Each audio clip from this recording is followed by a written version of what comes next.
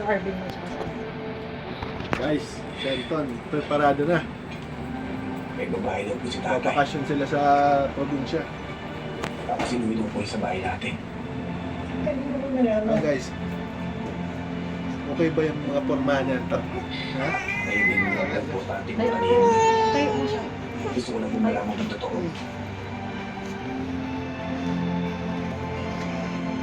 Wala? Wala. Pwede na yan.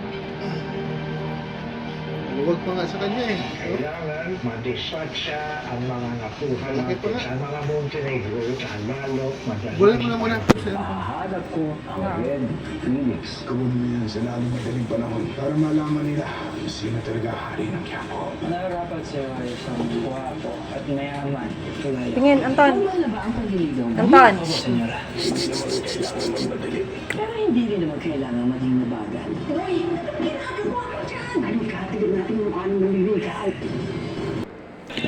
At ayun na nga mga idol.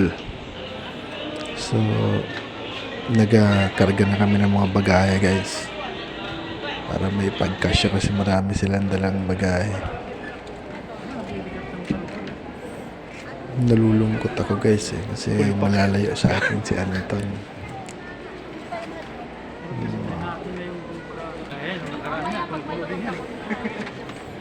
Si Anton guys. Don!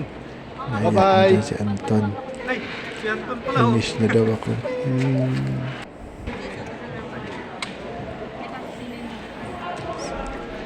So medyo malayo-layo ang ano nila biyahe guys. Punta sila ng Northern Samar pa ang biyahe ni Anton guys. So mag-iingat kayo. Happy trip.